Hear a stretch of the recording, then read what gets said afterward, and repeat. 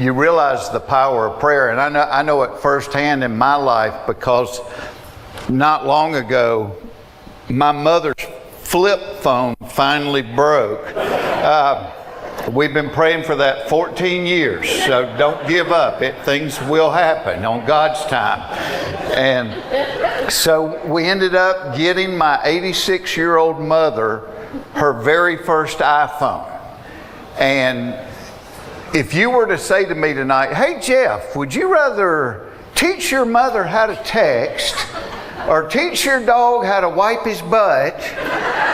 I would say, hand me the toilet paper. Let's give that a shot. Teaching my 86-year-old mother to text has been a little bit of a challenge. And my daughters, bless their heart, they're texting her, trying to encourage her and everything. And she called me not long ago. She goes, I have a question. I said, what is it, Mom? She goes, what is low? I said, Mom, I have no idea what you're talking about. She said, Jewel sent me a text, and at the end of it, it said low. I said, how you spell it, Mom? She said, LOL. I said, that's not low. I said, that's laugh out loud. I said, what young people do, since they text so much, instead of typing everything out, they'll just use the initials. So IDK is I don't know, OTW is on the way. I said, that's how they do it. Oh. A few weeks ago, I get a text one night from my mother. IYGTTGSINSK. I'm like, oh God, Mom's had a stroke. I called her up. I said, Mom, what did you just text me? She said, I was doing like the girls do. I said, if you go to the grocery store, I need some ketchup. Well, of course you did. Why didn't I see that? But you know, with my comedy, people always ask, where do you come up with stuff? And I don't look for stuff. I assume if I think something, or my wife says something, or my family does something, other people are thinking and saying and doing the whole thing. And then COVID hit, and I went 2.5 years without getting to do this at all. And I really missed it. I missed traveling. I grew up in Hapeville, Georgia. I'd never been anywhere through comedy. I've been to all 50 states. And my wife will cherry pick my gigs and decide where she wants to go. And then all of a sudden we didn't go anywhere for a couple of years, and she really missed the travel. So when it became evident we weren't going to go anywhere, my wife ordered like 4 or 5 travel magazines, and she was kind of living vicariously through them. So one night I'm sitting around the house and I'm flipping through one of those magazines, and I saw an article in there that was written by a woman trying to teach other women how to pack for a 10-day trip using only a carry-on suitcase. Let me repeat that. A woman packing for 10 days using only a carry-on suitcase. And I thought, what woman is she talking about? Barbie? My wife couldn't pack for a nudist colony in a carry-on suitcase. And now the airport only lets you take 1 carry-on. Well, if I'm with my wife, she has 2, and I have whatever I can fit in my pockets. But I thought it was interesting because we live in a world where people try to make everything you say sexist. I thought the article was interesting because it was only written to women. She didn't say men. Because I think men could you do 10 days in a carry-on? I could. You might be burning the socks and the underwear, but I could do it. Because I think most men pack like I do. This is the way I pack. I go in my closet and I think, okay, I'm going to be out 3 days. 3 days means 3 pairs of socks, 3 pairs of underwear, 3 shirts, another pair of blue jeans in case I spill something on these, toothbrush, razor blade, ready to go. 10 seconds of well thought out packing. That's how I pack. Now, when I go on vacation with my wife, and let me say this up front, I love being on vacation with my wife. Because my wife is a lot more friendly on vacation than she is at home. Something about having numbers on the door improves her attitude. Same woman that won't look at me twice at home, you get numbers on the door, she is hanging the trapeze before the bellhops to the ice machine.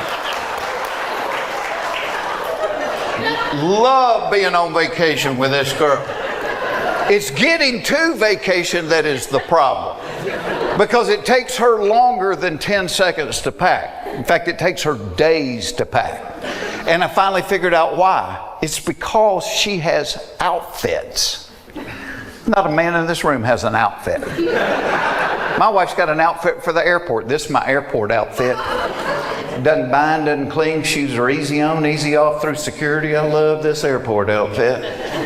She has an outfit picked out for every single day we are going to be gone, plus additional outfits in case we go out somewhere nice to dinner. She's got sleepwear, swimwear, exercise wear, lounge around wear. So there's a ton of clothes that have a shot at making her vacation team. So what she will do is about 3 days before we're supposed to leave, she'll start pulling clothes out. And she'll lay them on the bed like flat Stanley mannequins. And she just stares at them.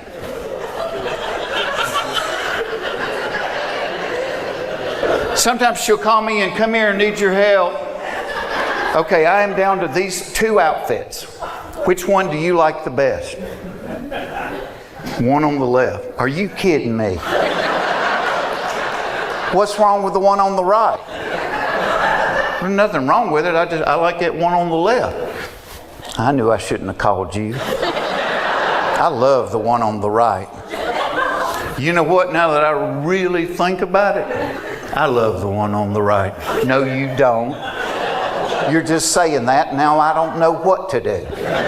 I know what to do. I'm going to go jump in front of a bus. Why don't you stand here and stare at this for a while? See, because with me, once my clothes are packed, I'm packed. With my wife, the clothes, that's just the foundation. Her packet, it's like an archaeological dig. There's many, many layers to it.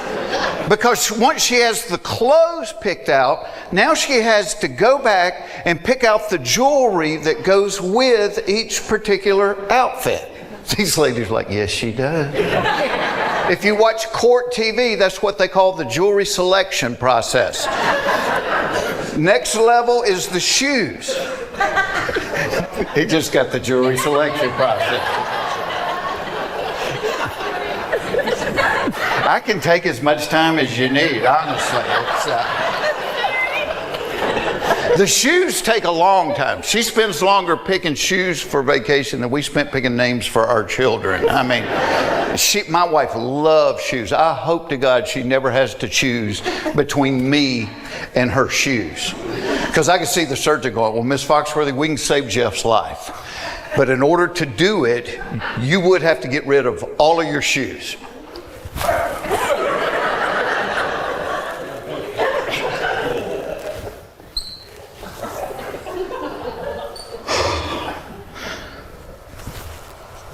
He said he wants to be cremated. I'm going to need some new shoes for that ceremony. Next level is the electronics, because one time we went somewhere and the hotel didn't have a hairdryer. Well, that was a world crisis. So now my wife never packs a suitcase without packing a hairdryer. But then she'll pack a hair curler and a hair straightener. I'm like, they cancel each other out.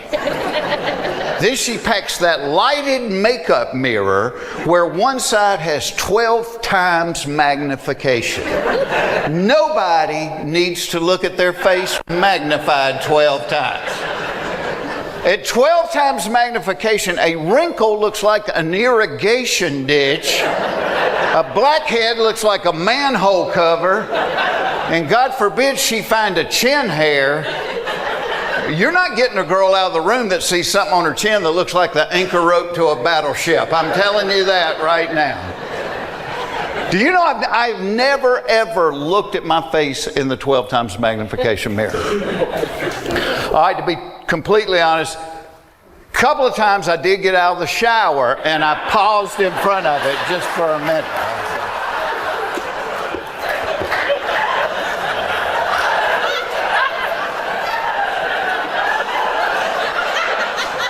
Buenos dias, señor enchilada grande.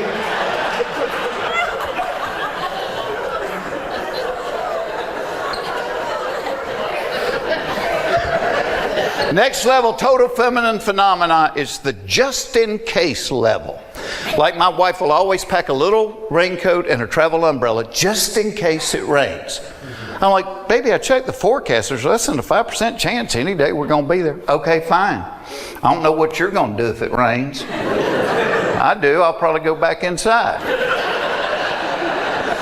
She always packs a sweater or a light jacket just in case it gets cold at night, as it so often does in Orlando in July.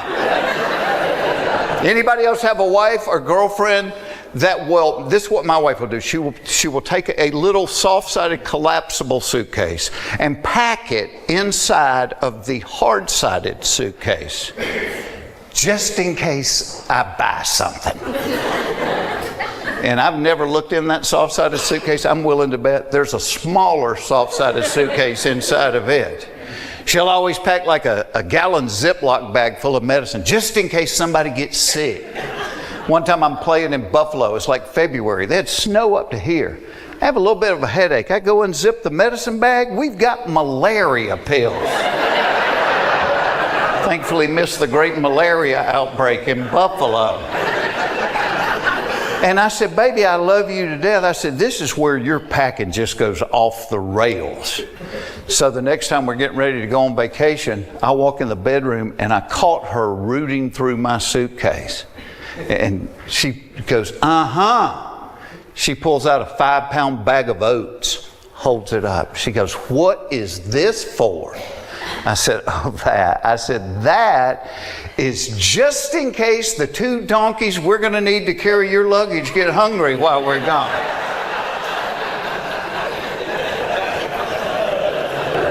And actually, she packs light for airline travel as opposed to if we go on vacation in the car. If we go on vacation in the car, there's a fine line between packing and moving. But my wife and daughters, they think it is their job to fill that SUV to the top. And the way they pack would make a man lay on the floor and wet himself. They will bring out a bag with bread and potato chips, put it on the bottom, then put 3 suitcases on top of it. I'm like, let me do this, please. Because men care about that. There's an art to packing a car, isn't there? Total art. My daddy could get a house full of furniture into the trunk of a Buick. Hold the jack, hand me the piano. I got this son of a gun, you know. And I'm like my daddy too. Once I get that car packed the way I like it, I'm ready to go. Not my wife. I walk in the house like, all right, car's packed, let's do it. Oh, we can't go yet. What do you mean we can't go? Car's packed, let's go. No, I got to straighten up the house. Do what? Well, I'm not going to be able to have a good time if I know I'm going to be coming back to a messy house. Why didn't you straighten it up the last couple of days? Because I had to pack. Which in a nutshell is why men die before women. Because we want to.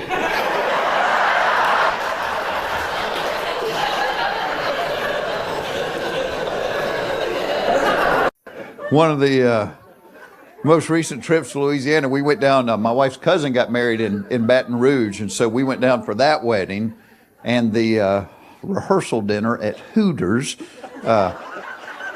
If I'm lying, I'm dying. And our waitress that night was qualified to work there. Matter of fact, I'm pretty sure she was on a scholarship. First time she walked up to the table, my wife's Uncle Don looked at her and went, woo, woo, where'd you get them things, girl? I thought, oh, she's going to get mad. And she didn't. She was very cool. She said, I bought them.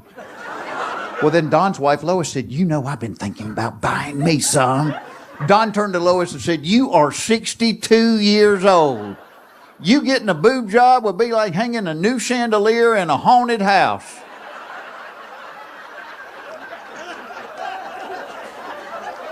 This is the blood that flows through my children. And when we went to the wedding, we stayed with my wife's mom and dad. In fact, we spent 5 days with my in-laws, which on life's list of fun things to do comes in right below sitting in a tub full of scissors. And everybody here has family like this. You have people in your family, you love them. You love them to death. You just don't do real well when you have to share the same house. because your lifestyles are different. And that's the case with my in-laws. I mean, they're getting on up there. They're in their golden years. And see, I'm out late at night doing this kind of thing. And bless their heart, it's all they can do to stay awake through the Wheel of Fortune. You're at their house, you watch American Idol, you feel like a hellraiser. It's 9 o'clock, we're still up, we're crazy! But because they go to bed so early, they get up early, which is fine. If like normal human beings, they drink coffee and read the newspaper. That's not what happens in the nut house. My father-in-law, who is retired, who has nowhere to go, gets up at 5:45 every morning of his life. He walks straight into the den and starts watching the Discovery Channel at a volume normally reserved for movie theater sound commercials. So you're lying in bed. The sun has not thought about coming up. All of a sudden you hear, like other predators of the plains, the jackal subdues its victim by clamping his neck and slowly squeezing the life from his body. You're in the bed going, you know what? That ain't a bad idea. And it's a weird sensation to be mad and learning at the same time. Second morning we were there, I learned everything there was to know about the African willow fly before I had even peed. You know that fly only lives 28 hours? That's his entire life, 28 hours. I'm lying in the bed thinking, boy, you only live 28 hours? You can't afford to have a bad day. And what happens if you get involved with a girl that wants to take it slow? Honey, we're going to be dead in 3 minutes. Spread your tiny wings and fly away.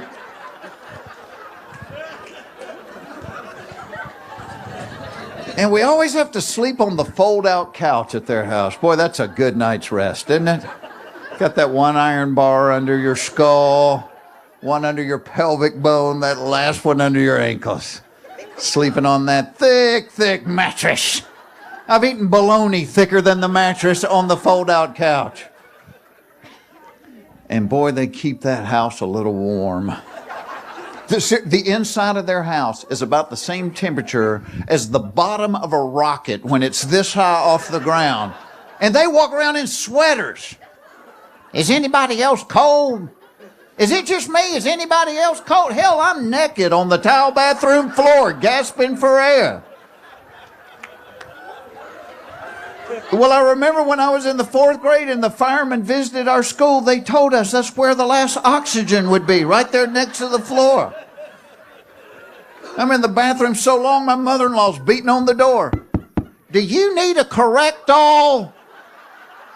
You eat too much cheese. And I'm not making fun of old people. I'm not. Because I really do believe that's the goal of everybody here tonight. We all want to live long enough to someday be an old person. I do. I not only want to be an old person someday, I want to be a burden to my children.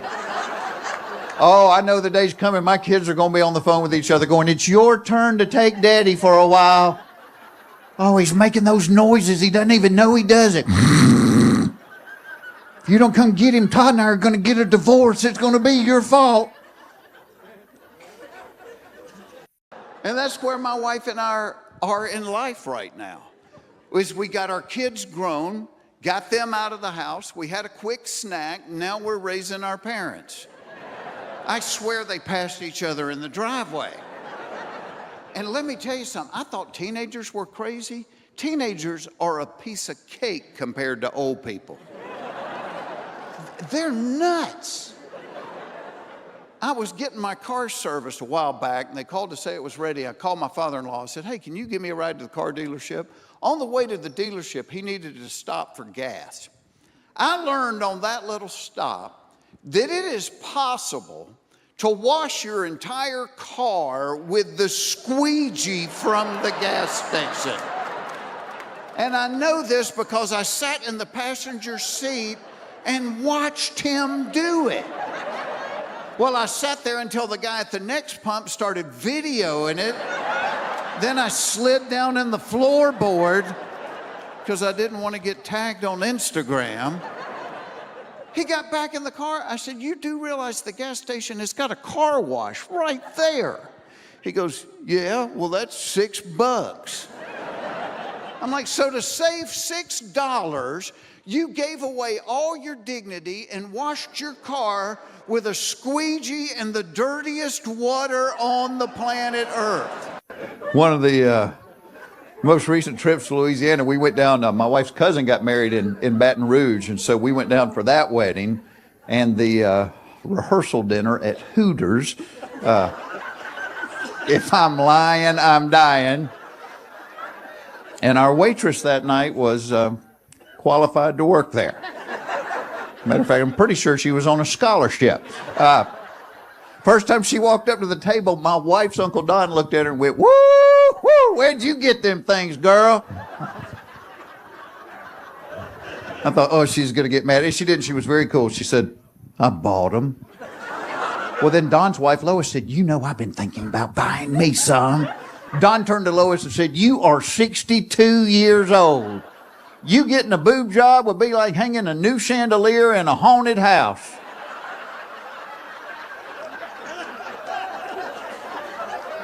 This is the blood that flows through my children. And when we went to the wedding, we stayed with my wife's mom and dad. In fact, we spent 5 days with my in-laws, which on life's list of fun things to do comes in right below sitting in a tub full of scissors. And everybody here has family like this. You have people in your family, you love them. You love them to death. You just don't do real well when you have to share the same house because your lifestyles are different. And that's the case with my in-laws. I mean, they're getting on up there. They're in their golden years. And see, I'm out late at night doing this kind of thing. And bless their heart, it's all they can do to stay awake through the Wheel of Fortune. You're at their house, you watch American Idol, you feel like a hellraiser. It's 9 o'clock, we're still up, we're crazy! But because they go to bed so early, they get up early, which is fine. If like normal human beings, they drink coffee and read the newspaper. That's not what happens in the nut house. My father-in-law, who is retired, who has nowhere to go, gets up at 5:45 every morning of his life. He walks straight into the den and starts watching the Discovery Channel at a volume normally reserved for movie theater sound commercials. So you're lying in bed. The sun has not thought about coming up. All of a sudden you hear, Like other predators of the plains, the jackal subdues its victim by clamping his neck and slowly squeezing the life from his body. you're in the bed going, you know what, that ain't a bad idea. And it's a weird sensation to be mad and learning at the same time. Second morning we were there, I learned everything there was to know about the African willow fly before I had even peed. You know that fly only lives 28 hours? That's his entire life, 28 hours. I'm lying in the bed thinking, boy, you only live 28 hours? You can't afford to have a bad day. And what happens if you get involved with a girl that wants to take it slow? Honey, we're going to be dead in 3 minutes. Spread your tiny wings and fly away.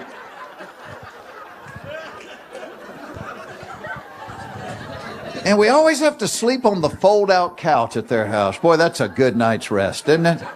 Got that one iron bar under your skull, one under your pelvic bone, that last one under your ankles.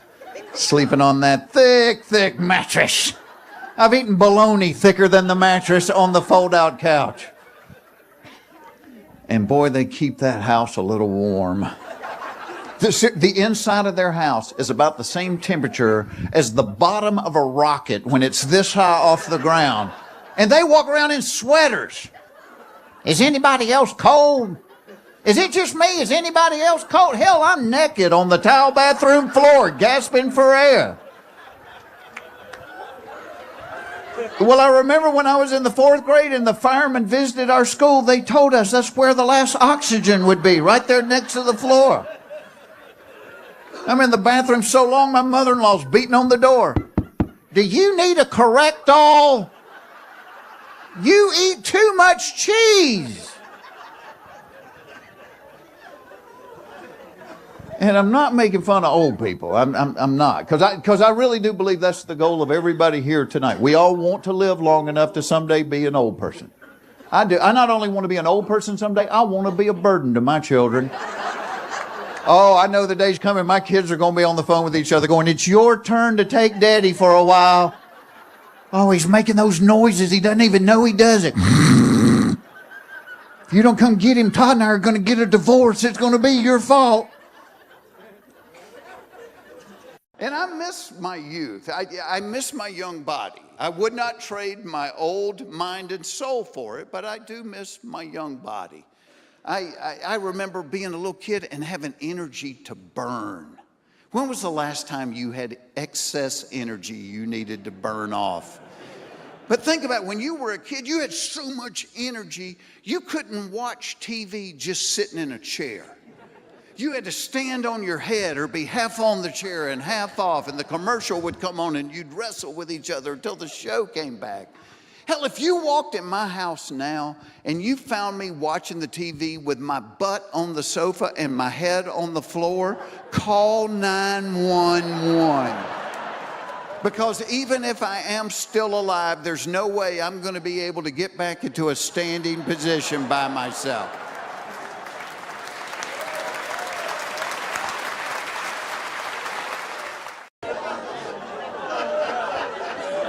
When the girls were little, I had latches on cabinets to keep them out of the dishwashing detergent. My parents gave my brother and I a chemistry set. Mom, Joey put ammonium sulfate in my eye. Tell him I said stop. You boys go play with the wood-burning kid. Better yet, go outside, get on the mini bikes and shoot the BB guns. Just a different world. Even the way we treat our kids' pets has totally changed. My daughters had this hamster, little white hamster. His name was Herman. And one day Herman's hair started falling out. A lot.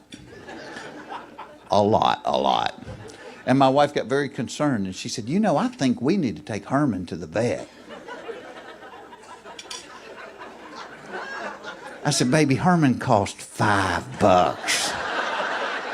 Perhaps it's time we let Herman loose out in the woods.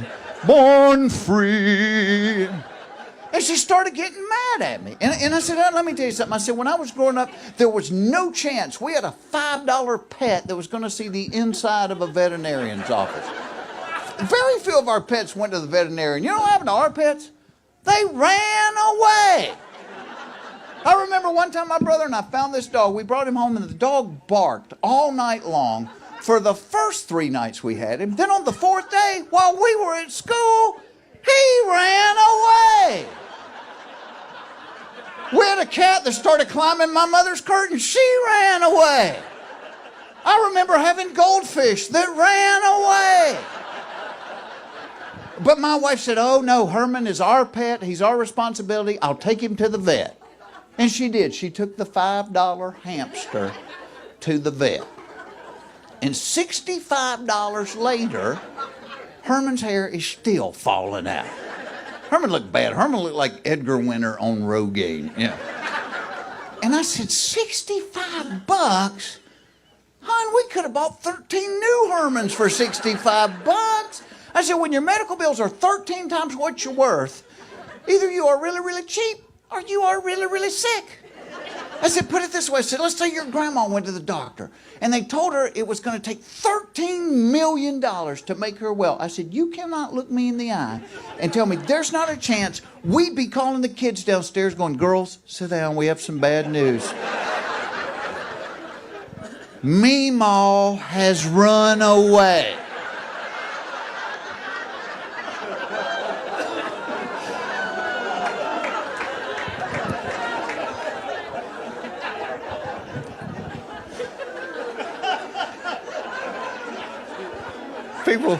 People start to laugh at that one, and then they feel bad about that. Oh, because you picture your grandmother in the woods.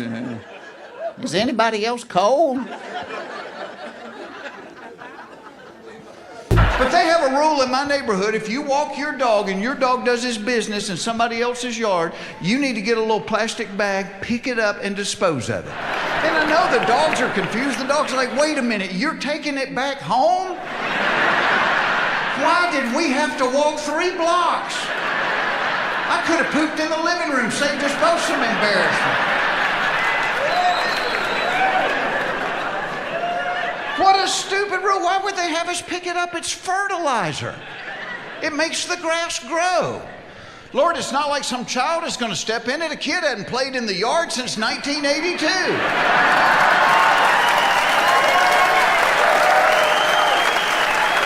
You know what's sad? We have an entire generation that has no idea how to get dog poop off the bottom of their shoe. But when I was growing up, we played in the yard every day, and every day somebody stepped in dog poop. And when it was your turn, you knew what to do about it. You would hobble over to the curb and scrape the biggest part off on the edge of the curb. Then you would find a puddle and you would swirl the bottom of your shoe around in the puddle. Then limp over to the grass and do the brush stroke back and forth. Then you would find a little bitty piece of stick and you would sit down on the curb and you would pick it out of the zigzag pattern on the bottom. Then you wore those shoes to church the next day. And nobody in that church knew you'd stepped in dog poop. See, when it comes to technology, my wife and I laugh about this because we're in our mid-50s and my wife says we are the bologna in the technology bologna sandwich. We're right in the middle because our parents can't text and our children can't write. My kids don't even think you need to study. They're like, Dad, if you want to know something, you just Google it. And to a point, they're right. I mean, when I was growing up, if you were watching TV and somebody said, what was that guy in? You'd go, well, he looks familiar. That was it. Now you're watching TV, somebody goes, what was that guy in? Somebody goes, he was the janitor on Joey. Of course he was. But I try to tell my kids, I said, yeah, there's a lot of stuff you can learn from Google. I said, but there's just as much stuff you can't learn from Google. You only learn it from life experience. You'll usually learn most of it the hard way. It's stuff that's not Googleable. I don't know if that's a word. But I call them the facts of life. It's stuff you can't Google. Like this, fact of life. If you are trying to get to the bathroom in an emergency situation, it is not a wise idea to unbutton your pants in transit trying to save a couple of seconds. Because the muscles that guard the floodgates will interpret the unbuttoning as the signal to abandon their post. And the 2 seconds you saved on the button are nullified by the hour and a half you spend mopping and doing laundry. You only learn that the hard way. Fact of life. If you are going to see a scary movie at the movie theater, it will be much more entertaining if you can find a seat directly behind a group of black women. Because not only will you get the scary movie, you will also get their running commentary of the scary movie. Oh, look at this. She running around in her panties like that. Girl, put some drawers on. And put that hair up before he snatched that weave out your head. Now, can you see this girlfriend? She going back in the house. No, she going down to the basement. Girl, get your shit and get out there now.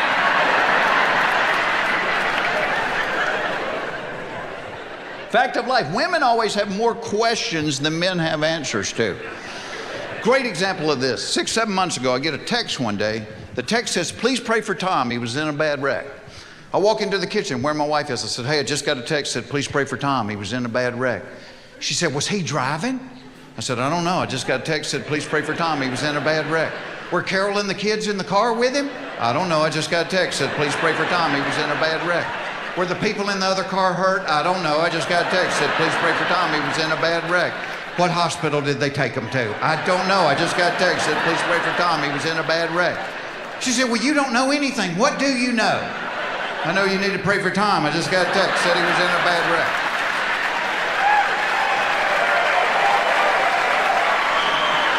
That's all I got. I ain't holding anything back. That's it. People pointing at each other here. But you know who's smart? And Doc backed me up. Kids are smart. I mean, that's why the 5th graders show work. Kids today, they're so much smarter than we were. I remember my oldest daughter, when she turned 5, she wanted a computer. She's 5 years old. We get a computer. She can use it. I mean, 5 years old. Remember what we got when we turned 5? Little wooden paddle, rubber band, red ball on the end of it. That was a brain builder, wasn't it? 1, 2, 3.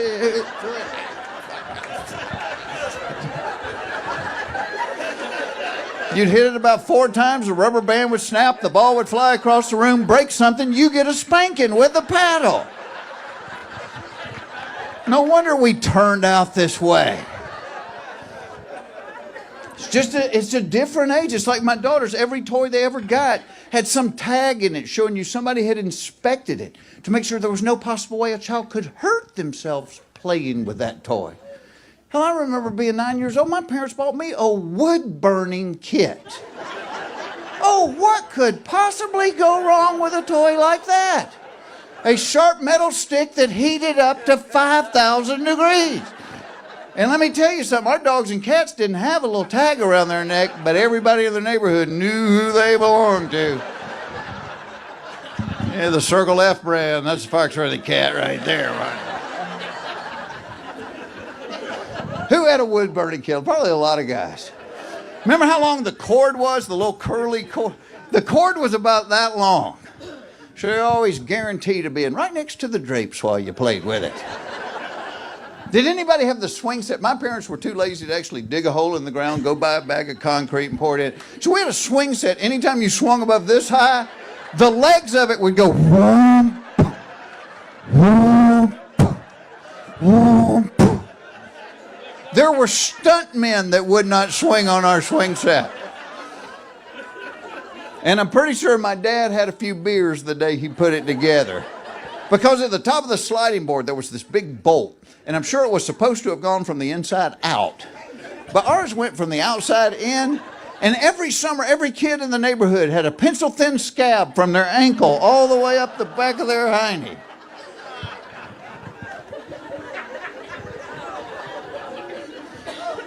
Think back to the toys, lawn darts.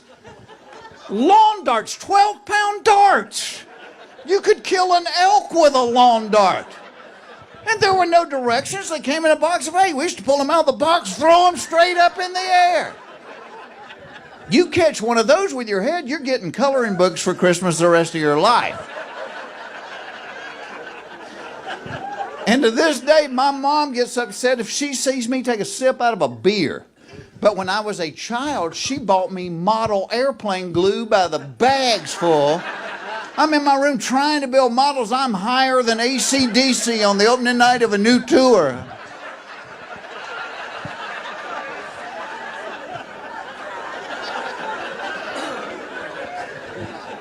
Finally get the model put together, then my dad would give us firecrackers to blow them up with.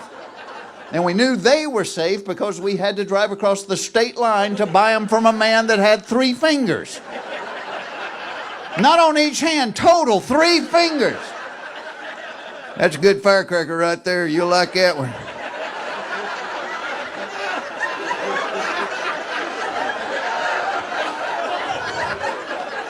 This guy can't operate a Bic lighter, but he's a demolitions expert. So I'm a bow hunter. I'm a big outdoor guy. I bow hunt. I like to fish. I look for arrowheads all over the country. I love being outdoors. So I'm on a bow hunt in the Northwest Territories of Canada, 30 miles south of the Arctic Circle. And anybody that says we're running out of places for people to live has never been up there, because it's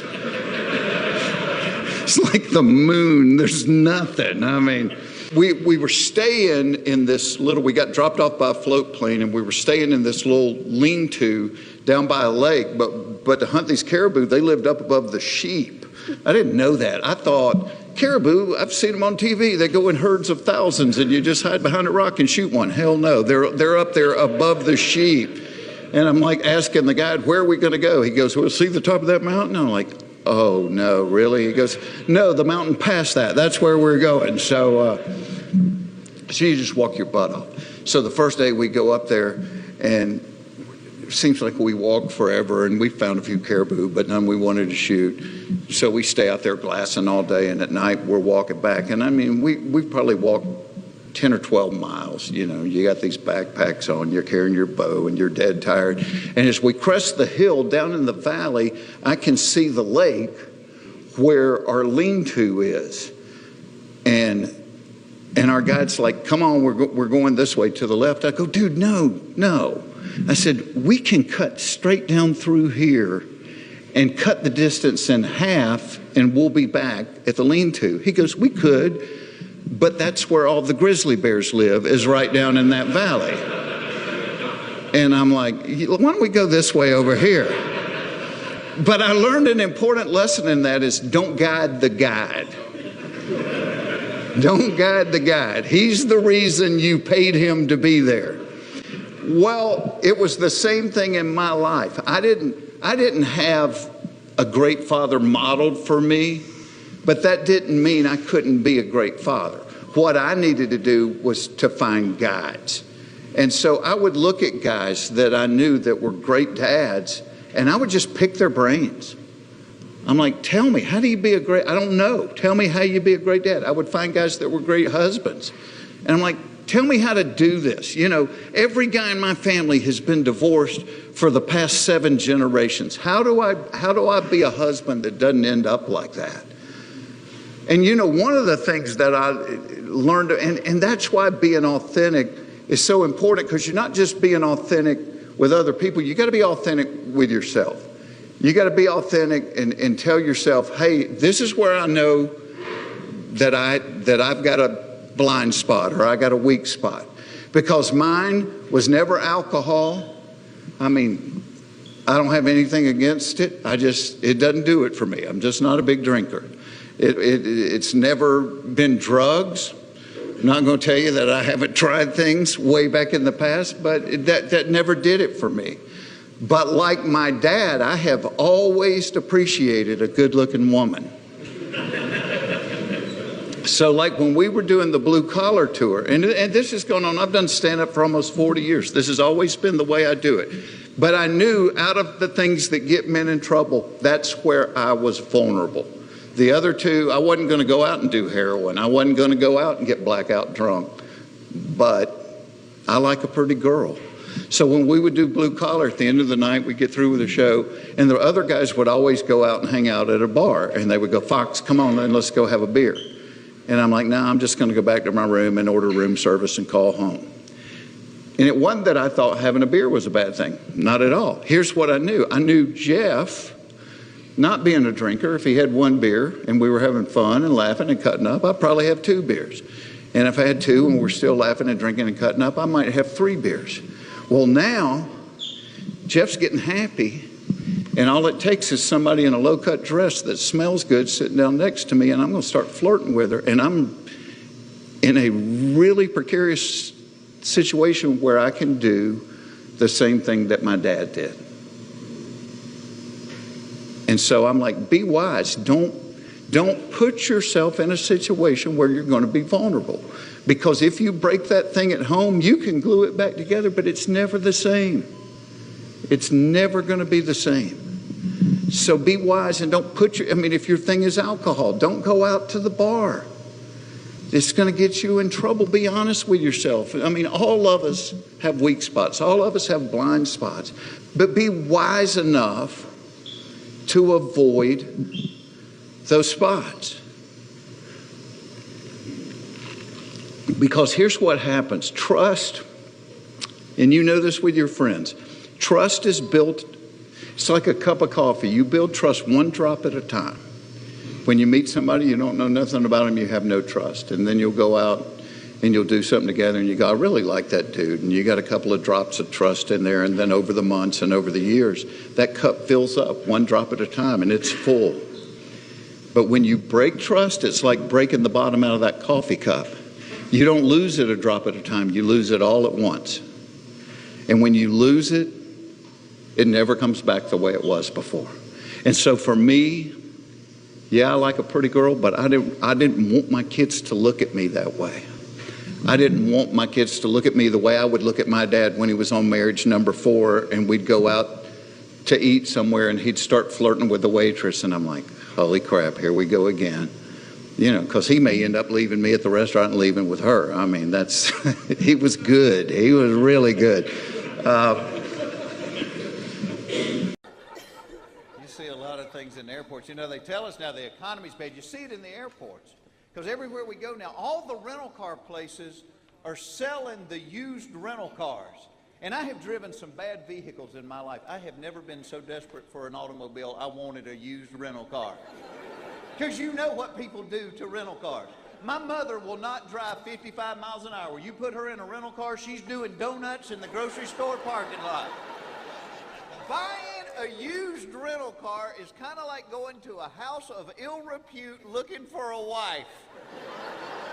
Anything that's been driven that hard by that many people, you really don't want to put your key in it.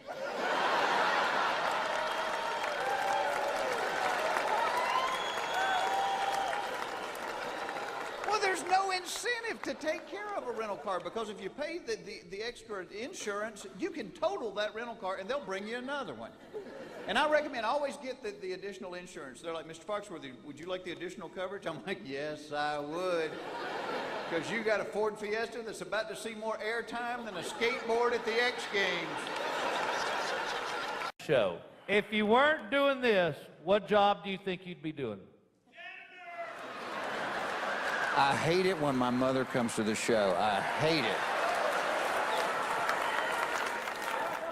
I don't know what, I'll tell you a job I think I might be qualified to do. I was doing a show 4 or 5 months ago in Huntington, West Virginia, and as I was flying in, we had to divert because the plane in front of us skidded on the runway because he forgot to put his wheels down. I mean, it seems to me that ought to be on the checklist somewhere. But they diverted us to this airport in Ashland, Kentucky. It's the tiniest airport I've ever been to, and then the guy that was supposed to pick me up couldn't find the Ashland airport because if you get behind that bush, you can't see it. You can't see it. So I sat there for like 2 hours with the 2 guys that worked there part-time, and you think I'm making that up? I'm not. When they're not cutting grass, you know, they do the thing at the airport. So, and I asked them, I said, what is the most exciting thing that's ever happened here? And one of the guys said, well, last year a goose flew into the windshield of a Cessna. And I said, really? I said, did it break it? And he said, no. He said, them windshields are tough. He said, you know how they test them? And I said, no. He said, they shoot chickens out of a cannon at them. And I was thinking, I remember career day in high school. I remember plumbers, I remember lawyers. I do not remember a booth where you could sign up to shoot chickens out of a cannon at the windshield of an airplane, because there would have been a line at my school to do that. Think about the men in your life that you look at and you think, that's the kind of man I want to be. Might be an uncle, might be a grandfather. You know, I was lucky. I had a really good grandfather. Never told me he loved me, but I know he did because he took me everywhere he went after my dad left. But you look at the men in your life that you go, that's the kind of man I want to be. And I will be willing to bet you every single one of them was not a self-focused person.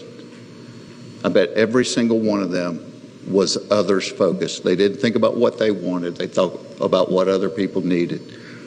I grew up in Hateville down by the airport. I was really lucky. That was the only Chick-fil-A in the world for decades. Had no idea it would become the phenomenon it was. But I was lucky to grow up around Truett Cathy, who started Chick-fil-A. And Truett was one of the wisest men I ever met. And he used to ask me when I was a little kid, he would look at me and he'd go, Jeff, you know how to tell when somebody needs encouragement? I say, no, sir. He goes, if they're breathing. He goes, everybody needs encouragement. It doesn't cost you anything to give it to them. No schooling, no money. And so I learned at an early age, be an encourager. You walk into a place and the homely little girl running the cash registers there go, oh, I love your hair. That's so pretty. Doesn't cost you a thing, made her day. Made her day that somebody saw her, that somebody noticed. And so my whole life, I'm like, crap, Mr. Cathy, that's a great thing. And what it does is it teaches you to see the good in things instead of the bad in things. You know, being a mental guy, when I get up in the morning, I pray two things to God. I'm like, A, let me put on the slippers of gratitude. Let me not take for granted that I have something to eat, that I got a house, that I got a bed, that I got a car. 5% of the people in the world own a car. If you own a car, you're in the top 5% of the world. Something like 11 billion people will never take a hot shower one day in their life. If you took a hot shower today, you beat those 11 billion people.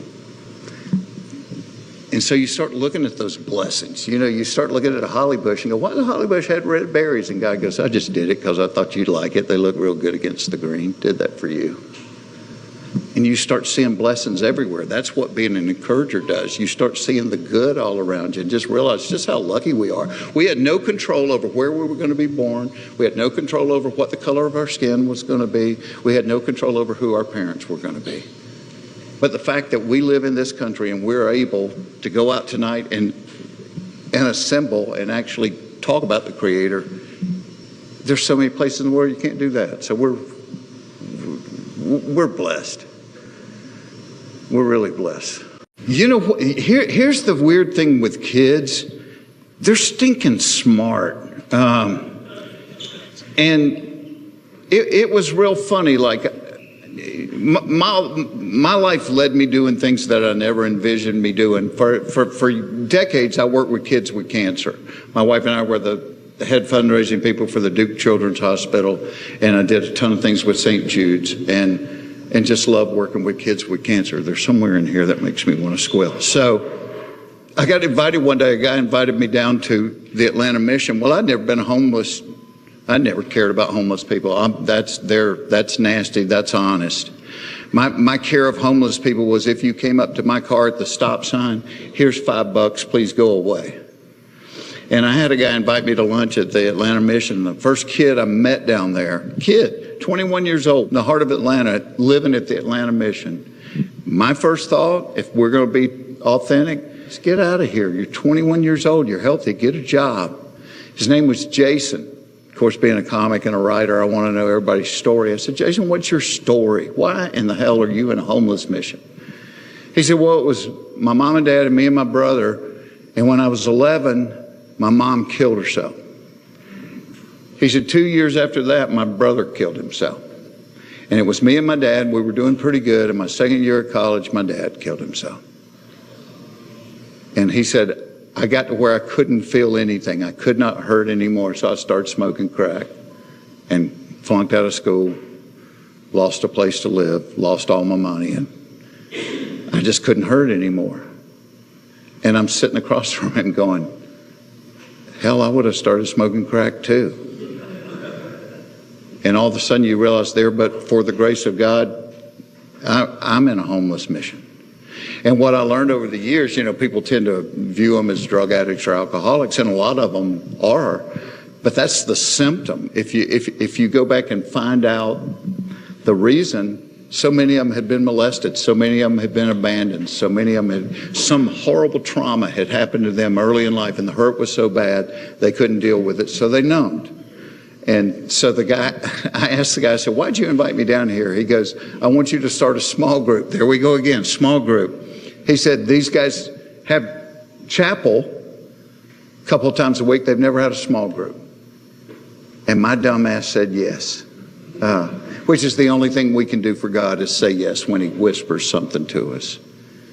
I said, and I did say to him, I said, there's almost 7 million people in Atlanta, and you can't find anybody more qualified to do this than me, you know.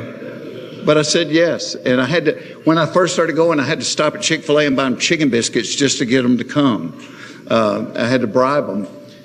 And it started with me and 12 guys, and over the course of a dozen years, it grew to 32 group leaders and almost 300 homeless guys every Tuesday morning. I would get up at 5 o'clock, which was really hard for me because when you're a comic, you're doing a show late, and because I had kids, I would lease a plane. I spent so much money. I would fly home every night, no matter where I was on the road. If I was doing a show in Minnesota, I'd do it. I'd get back on that plane. I'd fly home. I'd land at PDK at 2. I'd go home. I'd get up at 6, and I'd take them to school. I went through like a decade without sleeping. But when I would do the missions on Tuesday morning, I had to get up at 5 because I had to be at Chick-fil-A at 6:30 and wait for them to unlock the door in order to be downtown by 7.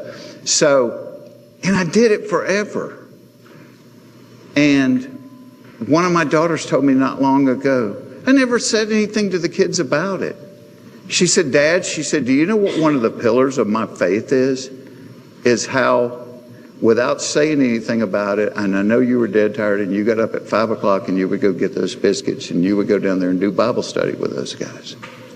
And she said, I just used to think if there's something that good that you felt that need to share it, that I need to delve into it deeper. So that just became one of the, so it's not just what you say. It's because if what you're saying is not what you're doing, it's hollow. It's what you do. You have to be a guy that lives it out. I got 15 years ago. I was out in public. We were at some kind of film festival. I had all my girls with me, and as always, when you have girls, they have to pee a lot, and they all win at the same time. I don't know why they all go together. I think they have a seesaw or something in there that requires more than one person, you know. So I'm standing out in the lobby waiting on them, and I notice a table from the Atlanta Mission. And so to kill time, I walk over and look at one of their brochures, and it's a homeless shelter in Atlanta. And I realized in reading it, oh, it's a faith-based place. And the guy was sitting there, and he said, you need to come down and have lunch with me sometime. And I wrote his phone number down on it, and I'm like, yeah, well, I might. But I'd spent my life doing fundraising for kids with cancer and all. I'd never done anything with homeless people. And in fact, this is the way I dealt with homeless people. When they came up to the window, I would reach and go, do I have $5? So they would go away. If I'm going to be honest with you, that's what I did. So he invited me down, and I asked him the first day, I said, why do you really want me here? I figured he wanted me to do a free concert or something and raise money for them, or to do their commercials on the radio or TV. And he said, no, I just wanted you to come down and meet some of the guys. Well, the first guy that sat down at our table was this 21-year-old kid named Jason. And I love knowing people's stories. That's where comedy comes from to me, is real life. And I said, Jason, what's your story? I said, you're 21. Why are you in a homeless shelter? And Jason said to me, well, he said, it was me, my brother, my mom, and my dad. And when I was 11 years old, my mom killed herself.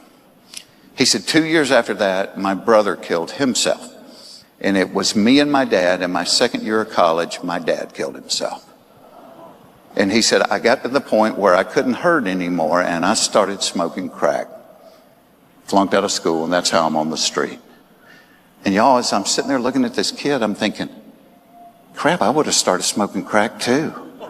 How much hurt can a human heart take? And I found from getting to know these guys, that was almost always the case. That the addiction, whatever it was, alcohol or drugs, that was a symptom. The cause was some kind of hurt they couldn't get over. I mean, so many of these people had been sexually violated or physically violated, and they just had a hurt they couldn't get past. And so a couple of weeks later, Joshua, the guy that invited me down, he said, you keep asking why I invited you down, I'm going to tell you.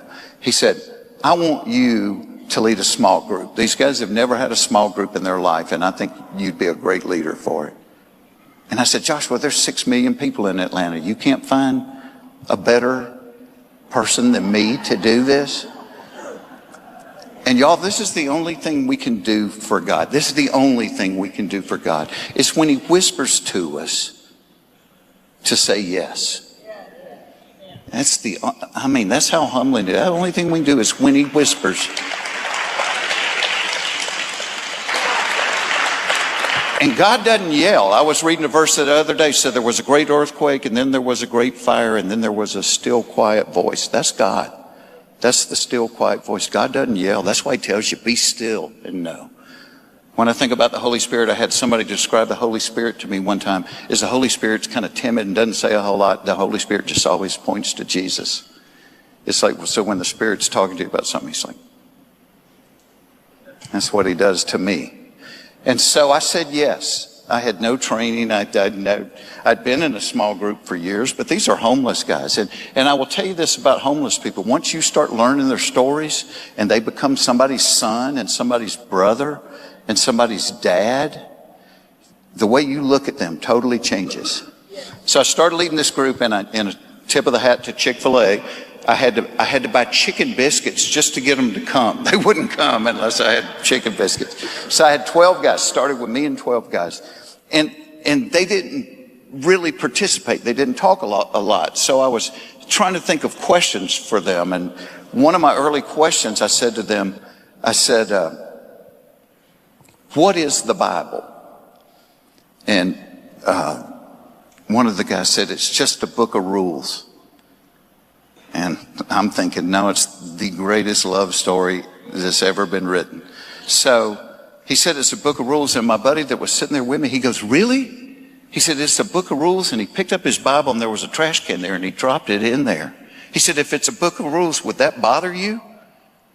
And one of the guys, the guy in the class that I was scared to death of, big, huge guy named Wayne, got up, walked over, and he pulled that thing out of the trash can, and he wiped it off. And he said, don't ever do that again. I said, well, Wayne, if it's a book of rules, why does that bother you so much? And Wayne said, let me tell you a story.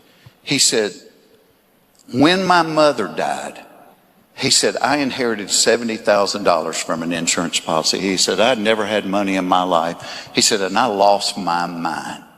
He said, we started buying crack. I got 2 girlfriends, and we started partying all day long. He said, and when you're partying like that, you don't go to work. So I got fired about a week later. He said, but we didn't care. We had money and we were partying. And he said, 2 months later, I got evicted out of my apartment. He said, so I had my stuff in some suitcases and backpacks. He said, and we just moved to cheap hotels, and we're partying day and night. He said, but as we're moving around, I'm losing my stuff piece by piece. And he said, the only thing that I had from my mother was a Bible that she gave me when I was a little kid. And on the front page on the inside, she had written this love letter to me, telling me about how Jesus was the answer. He said, and as we're bouncing around, I realized I've lost the backpack that had that Bible in it. He said, this goes on for a few more months, and then the money runs out. He said, next day, the 2 girlfriends leave. And now I don't have an apartment. I don't have a job. I've got a crack habit, and I'm on the street. He said, I'm on the street for a year and a half, living on the street, begging people for money. Still got my crack habit. He said, and this guy came by one day, and he picked 2 of us, said he needed help with a project. Wayne being a big, strong guy, he picked Wayne and another guy, and he took them to a place about 100 miles away where this guy had bought an old apartment building, 2-story apartment building. He was cleaning it out. He was going to refurbish it and rent the apartments.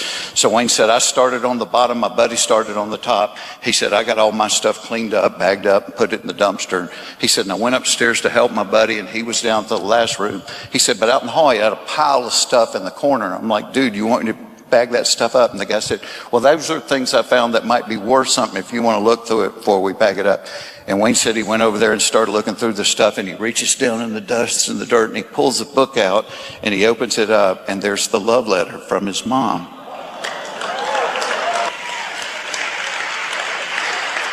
It's his Bible. A year later, year and a half later, and 100 miles away. And he said, I collapsed to the floor and started sobbing. If you put that in a Hollywood movie, nobody would believe it. And he said, I figured if God was going to chase me that hard, I would finally quit running.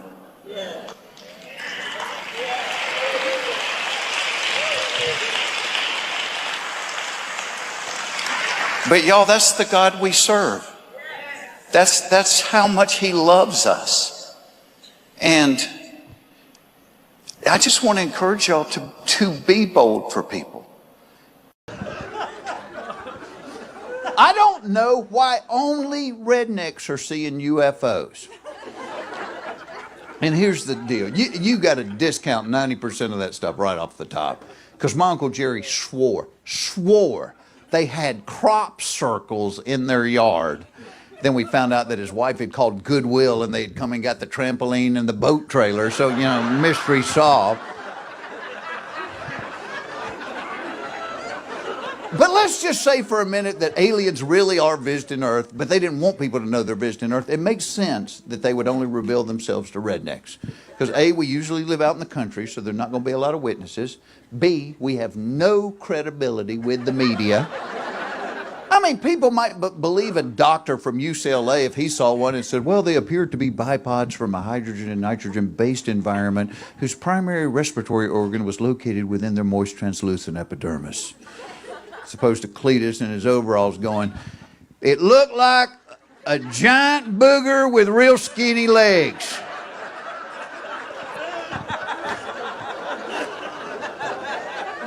And here's the deal with the abductions. See, rednecks don't get to take a lot of vacations.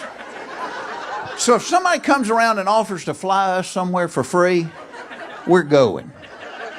And if you're traveling the universe, who better to have on board than a redneck in case your spaceship broke down? Because we'd have the hood open going, all right, I see what the problem is. Your nuclear fusion doojiggy sprung a leak. But look here, y'all get me a coat hanger, a Mountain Dew can, and some duct tape. I'll get us as far as Uranus.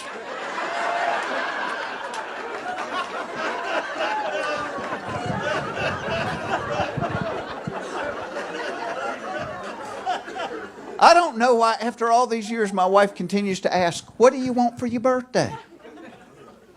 What I always want for my birthday. What's every man on the planet want for his birthday? The same thing every woman on the planet doesn't want for her birthday. You know, never once has my wife said to me, forget the flowers, forget the presents, why don't you just lock the door and take me to Squeal Town? But it's what every guy wants. You can be visiting your 90-year-old grandpa in the nursing home and be like, happy birthday, Papa. Is today my birthday? Sure is. Well, help me get my pants off.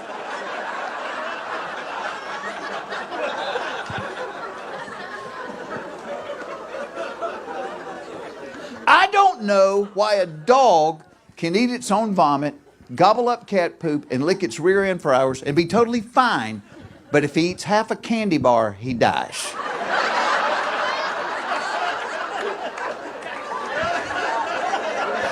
They need to renegotiate that one.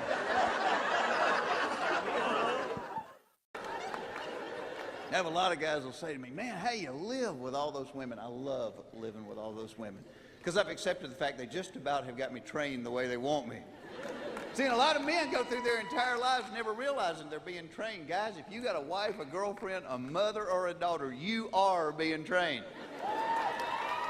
And just because they ain't using the cattle prod don't mean it ain't happening. I've been married 18 years to an awesome girl. It did not dawn on me until about year 5 she was training me, and I remember the night I realized it. We were both in bed reading one night, and my wife said, I'm hot. And I closed my book, got out of bed, walked over to the wall. I turned on the ceiling fan. I was almost back to the bed, and I went, whoa. I wasn't hot. And I guarantee you the next morning she called her mother and said, Mama, it is working so well. Last night all I had to say was, I'm hot, and he got out of bed and turned on the ceiling fan. And I'm sure her mother said, baby, I am so proud of you. Oh, I'd put your daddy on the phone and let you tell him, but I just said I'm hungry, and he ran into town to give me something to eat. Guys, do you know why they are able to train us? They are smarter than us. Oh, it ain't that big a deal. That's saying you're smarter than a creature that every time it takes off its underwear, it tries to grab them with its toes, flip them in the air, and catch them with its hand. You are smarter than that. It is a good feeling when you catch them on the first try, though, isn't it? Got my underpants right there.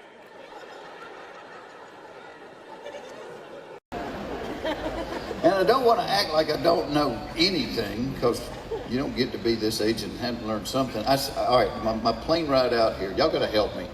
Because here's the weird thing as a comic. You don't know if something's funny or not until you try it out on somebody. So I was thinking there's got to be some things you do know. So I'm going to call these the facts of life. That's nothing to do with sex, just things you know. Facts. All right, here's a fact of life. If you want the phone to ring, sit on the toilet. My phone won't ring all day long. I sit on the toilet and starts, and then you got your pants around your ankle. And you never make it in time, you check caller ID, it's a toll-free number. All right, here's another one. Here's a fact of life. If you are trying to get to the bathroom in an emergency situation, unbuttoning your pants in an effort to save time is not a good idea. Because the muscles that guard the floodgates take that unbuttoning as a sign to abandon their post. And the 4 seconds you saved unbuttoning are nullified by the hour and a half you spend mopping and doing a load of laundry. I'm 2 for 2, I'm so happy. Fact of life, the insanity of the person driving the car is directly proportional to the number of bumper stickers on the back of the car. Am I right?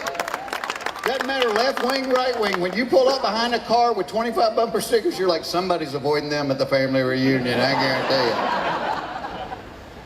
you. Fact of life, the more kids you have, the worse your parenting becomes. People with 1 kid are making homemade baby food out of organic vegetables they grew in their own garden.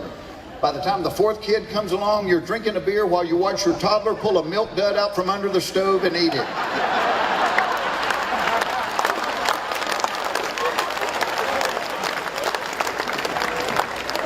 Fact of life, the length of a woman's nightgown is directly proportional to the length of her husband's nose hairs.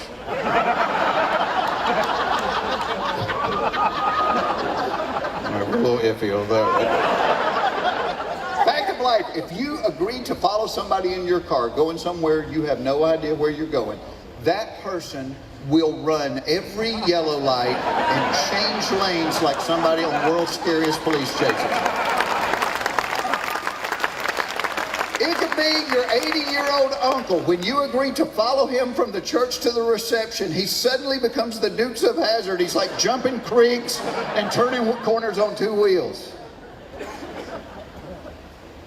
All right, fact of life. Hopefully this is, I just think if my family does it, we're not the only ones, so we'll find out. Fact of life, everybody on the planet, no matter where you live, no matter how much money you've got, everybody has a junk drawer in their house.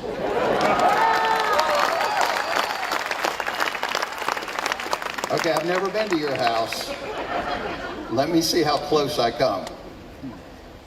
Within that drawer, there are an assortment of screws and paper clips, 6 rubber bands, 2 marbles, 5 AA batteries, you don't know if they're good or bad, 10 pizza coupons, all of which have expired, a broken garage door opener, 2 packets of soy sauce, some cough drops, a tube of glue Superman could not get the top off of, and 1 lens from a pair of sunglasses.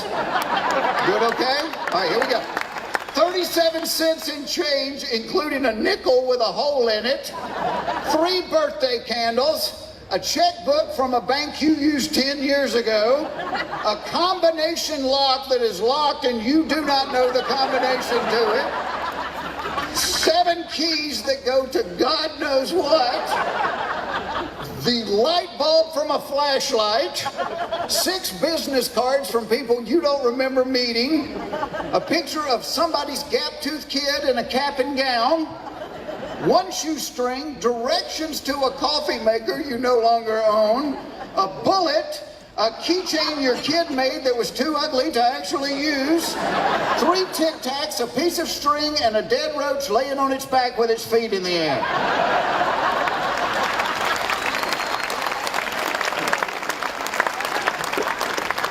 Is that pretty close? And there's always like one of those stubby screwdrivers with paint on the end of it too, that you could use if you remembered it was in there, but you never did.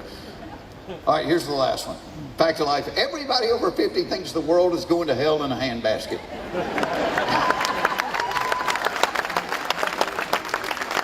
And it's our own fault. Because, and we didn't start out to do this, but we may go down in history as the worst generation of parents to ever live. because we have hovered over our kids so much, we've left them incapable of doing stuff. I'm telling you. And my daughters, they get upset with me. They're like, Dad, don't go on stage and tell people things you don't know. They're like, if you don't know something, Google it. And that's, you know, that's the age they're growing up in. And to a point, they're right. I mean, when I was growing up, if you were watching TV and somebody said, what was that guy in? You'd go, man, he looks familiar. And that was it. Now you watch TV, somebody goes, what was that guy in? Somebody takes their phone and goes, he was the janitor on Joey. But I'm trying to explain to my kids, I said, yes, there's a ton of things you can Google, but you don't know yet, there's a ton of things you can't Google. There's things you only learn through life experience. I call them the facts of life, things you can't learn on Google. Like, fact of life. If you are trying to get to the bathroom in an emergency situation, it is not a wise idea to unbutton your pants in transit in the effort to save a couple of seconds, because the muscles that guard the floodgates will interpret the unbuttoning as the signal to abandon their post, and the 2 seconds you saved on the button are nullified by the hour and a half you spend mopping and doing laundry. Google won't tell you that. Fact of life. Out of all of the cereals, Captain Crunch is the most time intensive. You're like, Jeff, what are you talking about? This is it. You eat it too soon after you've poured the milk on, and you will rip the roof of your mouth to shreds. You wait too long after you poured the milk on, and the captain will put a film on your teeth a wire brush can't get rid of. Google won't tell you that. Fact of life. You can have a wife with long, beautiful hair, or you can be on time.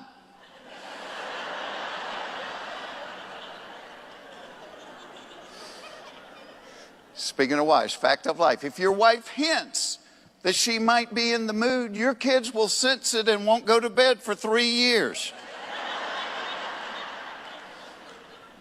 Speaking of kids, fact of life. The more kids you have, the worse your parenting becomes.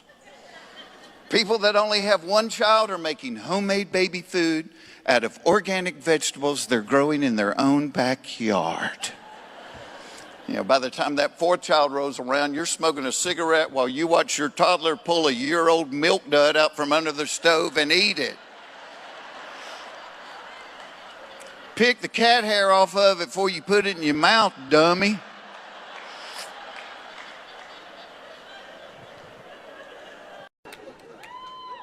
And kids are great for a comedian because kids are funny without even trying to be funny.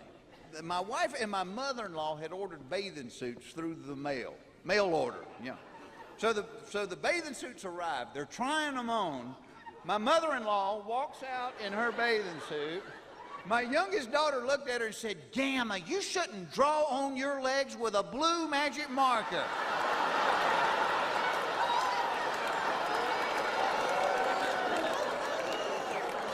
Needless to say, I had to mop up the milk I had been drinking because it was on the other side of the room, which is pretty good distance through your nose. That's gonna sting a little while. Would you welcome Jeff Foxworthy? Jeff.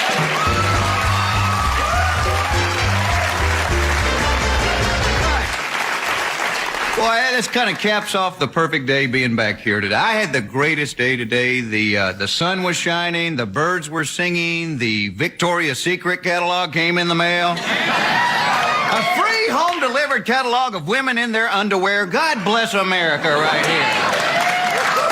I knew it was coming, too, because the mail was about 3 hours late, you know. Have you seen this thing?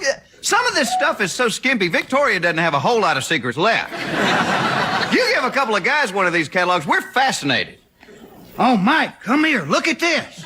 That has got to hurt like hell right there. Like wearing a big string. Seems like every time you bowl, just cut you right in two. You know what I'm saying? And don't get me wrong, I'd much rather look at the catalog at home than to go into the store. Because if you're a guy, you do feel like a pervert when you're in the Victoria's Secret store. You feel like the girls behind the counter have the sex offender catalog and they're just trying to match your picture out. Sally, look at the guy with the panties on his head. That is the same guy. I learned something in the new catalog, too. Victoria's Secret makes men's underwear now. See, I didn't know that. Well, see, my only thought is, please, dear God, keep it simple. Nothing fancy, nothing like those teddies, that combination bottom and top. Can you see men dealing with this? Look, Frank, I'm not saying it ain't pretty, all right? I just wouldn't wear it fishing if I was you. I tried that last month, spent the whole day just cast and tug. Cast and tug.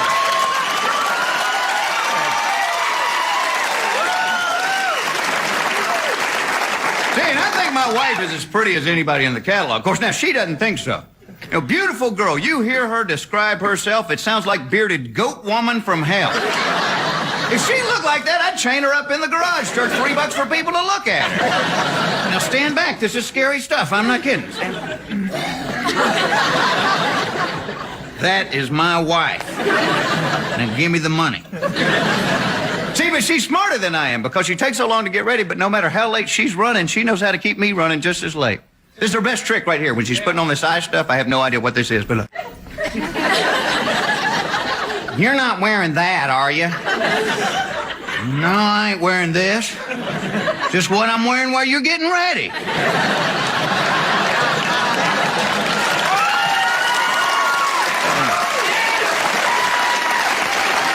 Well, see, being a man, we have no idea what's wrong with it. We'll try on everything we can find. What about this, baby? A sweater and a bathing suit. What do you think about this? Hold on, I got more. I'll be back. See, and you got to watch out, too, guys, because women will get rid of your clothes when you're not looking. My wife just gave my favorite shirt to the Salvation Army because she said it was out of style, which is ridiculous because I was watching Bewitched last week and Larry Tate had on one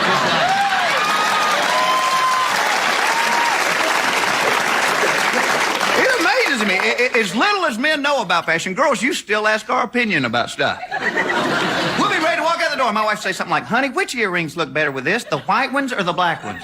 I'm like, oh, boy, I got a 50-50 shot at this. I say the white ones. The white ones? Now I've got to change this blouse.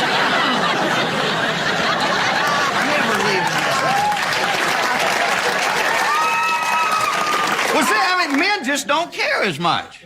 Yeah, you never see a guy picking up his buddy to go fishing at 5 o'clock in the morning going, dang, Bill, you ain't gonna wear that shirt with them shoes, are you? It's after Labor Day, for crying out loud.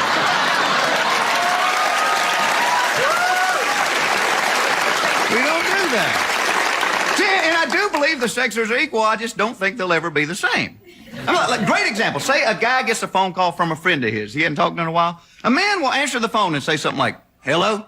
Wally, you ugly old bald-headed pervert. Where are you, idiot? But you never see women go, hello? Janet, you fat pig.